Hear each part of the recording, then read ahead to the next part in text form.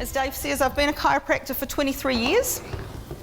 Before that, I was a radiographer for 20 years.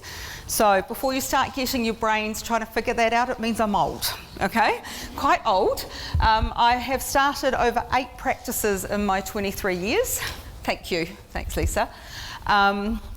Both here and in Singapore as well. I had 2 practices there. I started practices in Auckland, had 2 there. Moved to the Hawke's Bay thinking I was going to have an easier life and never been so busy. So I love looking after everybody. But Sarah, who are my favourites? The kids. My pregnant mums and my babies and my kids are my favourites. So yeah, I really love looking after that. I have had a couple of papers that have been recently published on bedwetting, so I'm going to share one of those with you tonight and how your spine affects that. So I'm going to introduce you to my daughter. She's not here with me tonight. This is my daughter Alyssa. So there's a few reasons I've included a picture of her. One, because like a lot of your children, possibly that you know, Alyssa was actually diagnosed with mild dyslexia and with mild Asperger's syndrome as well too.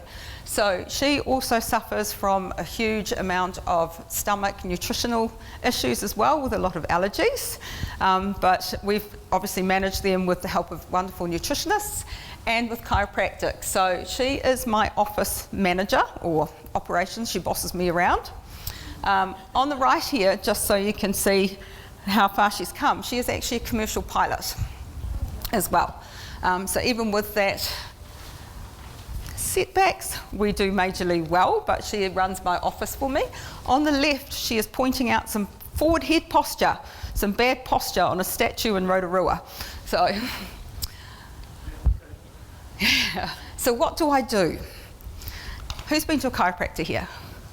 Awesome. Okay, so there's lots of different chiropractors, just like there's lots of different physios and everything else. My technique is called SOT, which S stands for the sacrum, or the base of the spine. O is for the occiput, or the base of the skull. And the relationship between these two, how they move, and getting the spinal fluid moving up around the brain. So if you may not know, but the spinal fluid is the fastest moving fluid in our body, way faster than our blood. It feeds the brain with all the proteins we need, and it gets rid of all the shit, basically, as well. So not physically, but all out of your body and out of your brain, okay? So we need that relationship to have our bodies be the healthiest it can be. This is a lovely spine. So we look after the spine, and what we want to do is make sure there's no nervous system interference between the body and the brain, so that the messages can get through to the brain, and the poor old brain can send the right message out to the rest of the body. Okay, so if we're looking at the spine, the white bits here, these are your vertebrae. The clear bits in between, these are your discs. Now, does anyone know what the discs are there for? Shout it out. I'll help you. Okay, so these are your shock absorbers for your movement, okay? But the main job, which most people know the shock absorbers, but the main job is to keep the space open for the nerve to sit freely inside, okay? Because if we get any compressions in there, then that can interfere with those messages, all right? So what we look for is to make sure that our spine is moving properly, and again, to get those messages through to the brain, all right? So, from the front, and we're going to see this later on in my presentation, our spine should be nice and straight with level hips, shoulders and ears. From the side, we should have 3 natural curves through the spine. That's where the strength of the spine comes from. So this is also where it's really important for our kids to have really good strong necks. So I'll go into that a little bit later. If we have that, if our spine is nice and strong, then with gravity pushing down on us, it maintains those curves. Okay, so thinking of all your kids on their phones, on their iPads and their posture, that forward head posture, that's where our head is coming forward of our body. Anyone know anyone that walks around like this? Most people. What that does is actually allows that neck to become a weaker structure, okay? And then with gravity over time, it actually affects the muscles in the front of our neck, and what those do is they actually help us to breathe. So I'm going to make you all do something for me now. Everyone uncross your legs, all sitting there so prettily. I want you to sit up in your chair. And what I want you to do is I want you to take your head as far forward of your body as you can, slide it forward, and take a big breath in. Okay, now remember what that feels like. Come back to your natural posture, take another big breath in.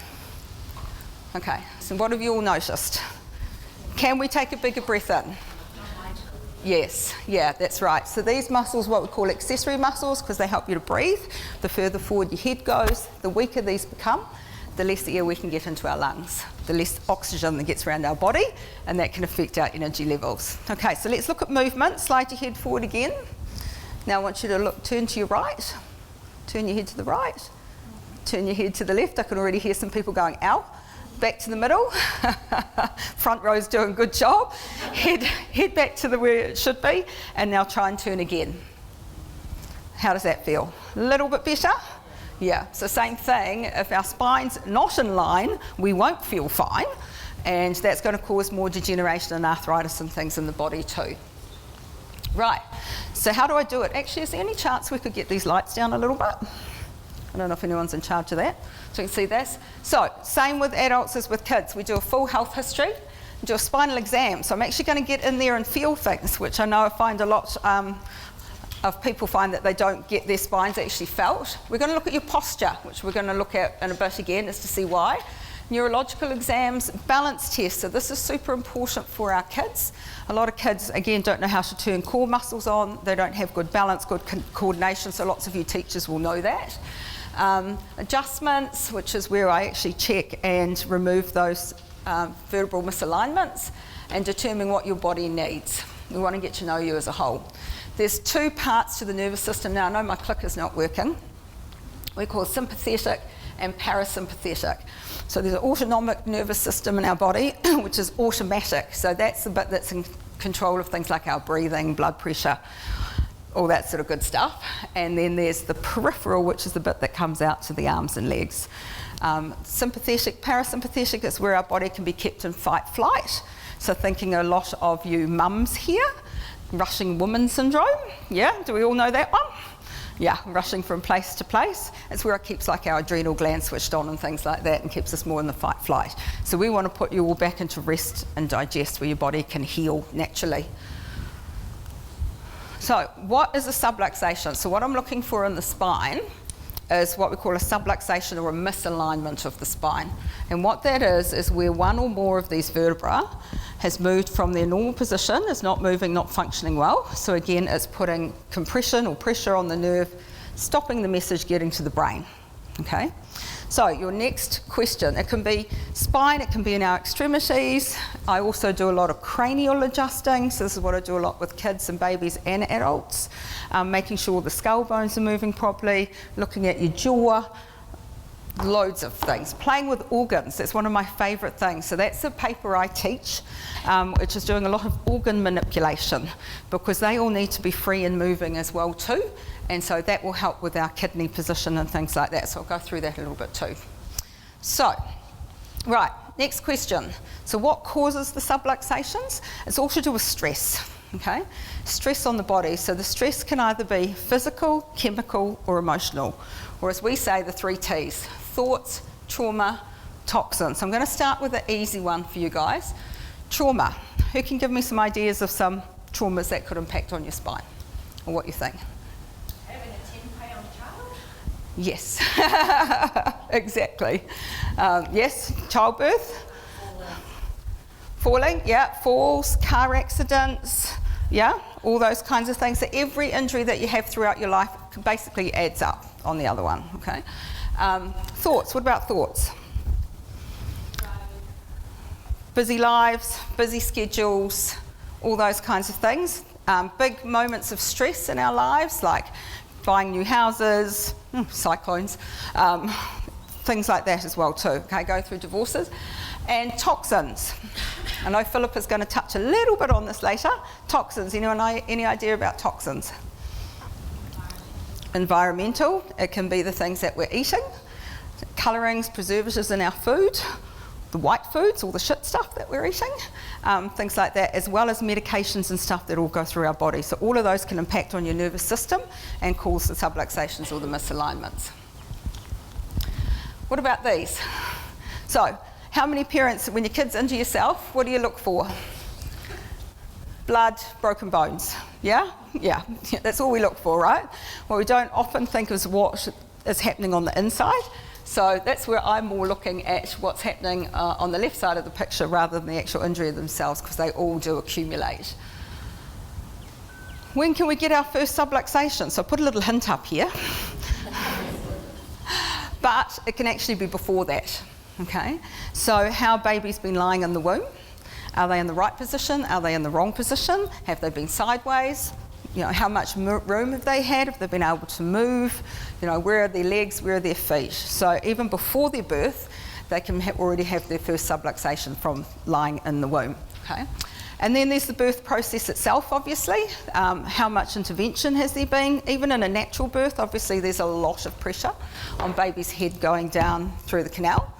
But if there's anything where it's an assisted birth, anything like forceps, ventouse, C-section, there's a lot more pressure. So this is where I see loads of babies. The youngest baby, well, my daughter was adjusted at just 6 hours old. Again, 28-hour labour, she took her time.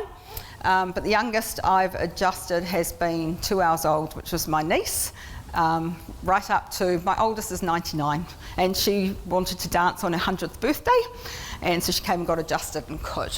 So then we can grow and adapt into these subluxations, and that's where it can really affect our kids with things like whether it's constipation, bedwetting, everything, wiggling stuff I'll show you.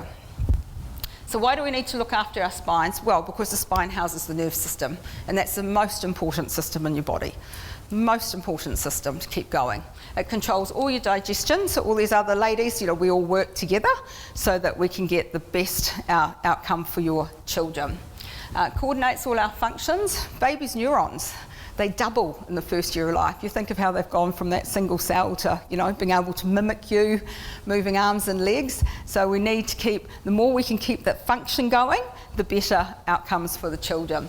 And these are some of the reasons I see children right from the start: latching issues, only turning their heads one way, flat heads, colic, ear infections, pooing too much, not enough, all those kinds of things.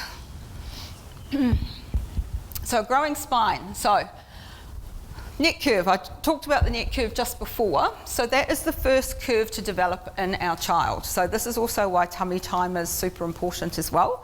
What that does is helps to develop their peripheral vision, but it also helps to develop that neck curve. So then they will grow on and develop better curves. Now in our girls especially, there is quite a high chance of them developing scoliosis or S-curves if they don't have a strong neck curve.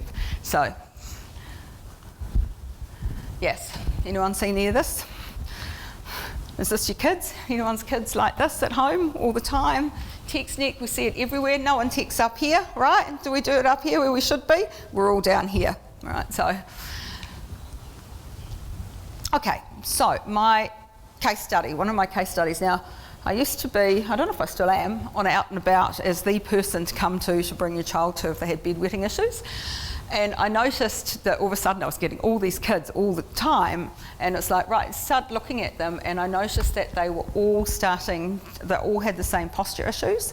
They all had the same weakness in their pelvic muscles and in their hip flexors. They all had what we call myofascial or connective tissue being too tight and pulling their kidneys down, so they weren't draining properly.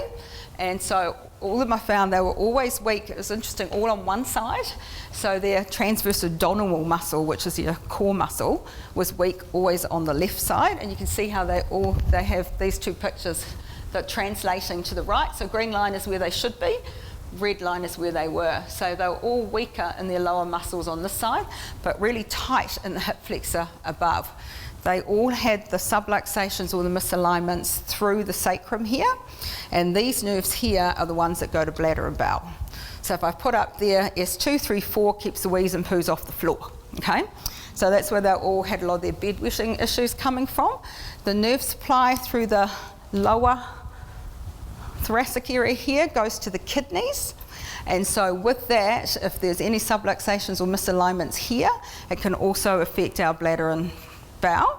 And with that connective tissue, the muscle being super tight, it was pulling the kidneys down just ever so slightly. They just do a tiny little flip-flop, and again that would stop the kidneys from draining properly, and so a lot of children will be getting their infections from there as well too. Okay, and they all had primitive reflex, the same primitive reflex switched on. Has everyone heard of primitive reflexes before? Okay, so these are natural, I think it's in here. Yeah, primitive reflexes, they're like natural reflexes that start when the baby's in utero because they don't require any thinking. So basically it's functions that the brain and the body give each other in utero to actually develop the brain stem and develop movements. Okay, they're required to get our hips moving, our bodies all moving, so that we can prepare to hold our neck up and start walking afterwards. Often they stay switched on anywhere up to about 4 to 6 months. That's quite normal, but if they stay switched on after that and they don't integrate properly, this one here, the main one, spinal gland, is the one that we will often see poor concentration. So these will be your kids that can't sit still in class, that are always fidgety. These are the ones that don't have great balance, they don't have great coordination, they can't stand having tight clothes around their waist. So they're often the ones that don't like to get changed as babies because they've still got this reflex switched on. And what can happen if this stays switched on is it can lead to bedwetting and poor bladder control. So I found this with all the children, they all had this particular reflex switched on, and once we integrated that and with the adjustments, those photos there are literally a month or two apart from when they originally had their photos, so their posture completely changed. All the kids were off all their medications and none had any bedwetting issues. Okay, so I've kept this up over time and I found the same thing going through there. Okay, and I believe that is me, and I think I'm on time. So, just for you before Dave cuts me off, this is the lovely Dr. Holly who's working with me. We are in Taradale. We will be here afterwards with the stand out there if anyone wants any questions. We've got some stress surveys you can fill out on yourself or your kids, and do posture pictures of yourself if you want to be evaluated. And yeah, we would love to help you. Here you go, dear, thank you.